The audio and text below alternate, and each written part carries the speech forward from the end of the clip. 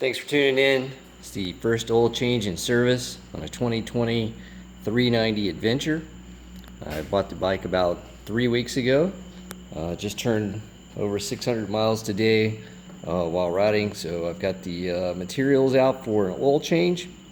We're going to need an 8mm socket, a 13mm socket, and an 18mm socket, and a 4mm hex wrench. Obviously you'll need your oil, your filter, if you're going to replace the screens. This should be a similar process to oil change in the Duke 390. However, our biggest difference is going to be this larger skid pad with the protection on the catalytic converter up front.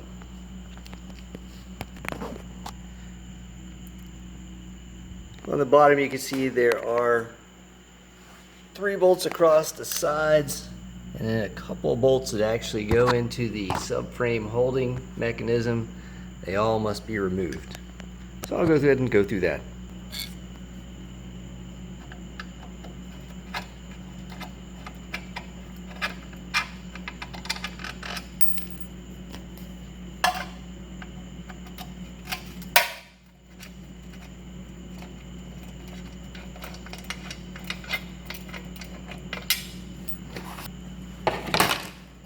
Once that's out, you can see they've unusually shaped the exhaust, which really can't be good for flow.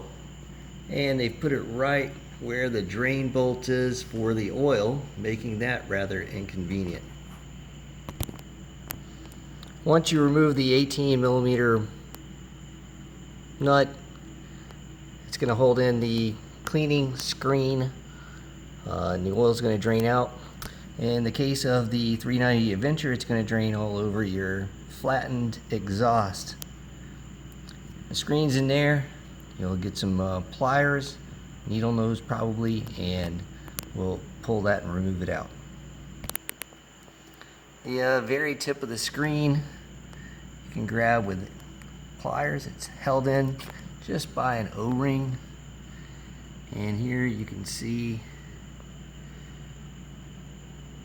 this is filled with all kinds of garbage. This is the first oil change. It's about 700 miles.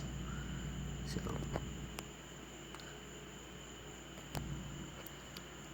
I'm going to continue to let this drain. Then I'm going to remove the front bolt, and then I'm going to remove the filter so that everything is open. I've already cracked open the bolt that allows you to add oil into the other side of the engine so that it can all drain a little more freely. And of course, I have my bike up on a stand so that it makes it nice and level and you don't have to worry about it falling over. Closer look at the screen.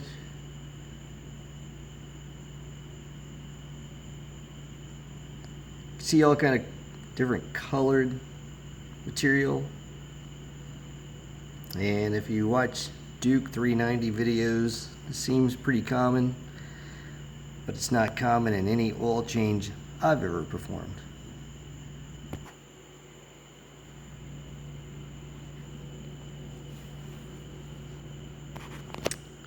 I'm not quite sure what that is.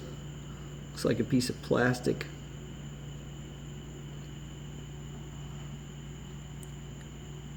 Awesome. Should last for years. So for the front bolt, you're going to need a 13mm wrench or socket. Socket won't go in unless you decide that you're going to remove the frame that holds on the skid pad. And it has a couple of bolts up here and a couple of bolts down at the bottom which actually hold it in. I've decided to circumvent that and just undo the bolt from the side. I have a ratchet wrench, so it makes getting in there and taking this out fairly easy. If you have that, it'll make the job go a little bit easier for you.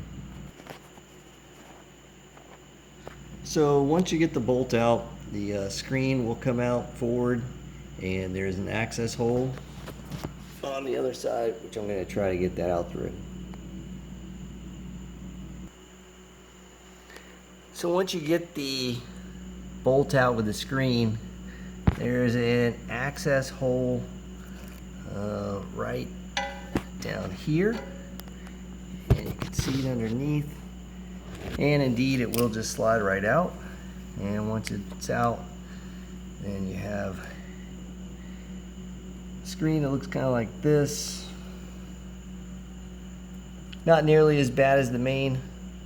In fact, just a couple of pieces of debris, so not too bad at all. Once you have those two out, then you can move to the filler screen itself for the oil filter. You have two nuts right here, which are 8mm, and so we're going to remove those two, and then the oil filter will be inside. If you have a pick tool or if you have a magnet, those are the two best ways to pull this oil filter unit out.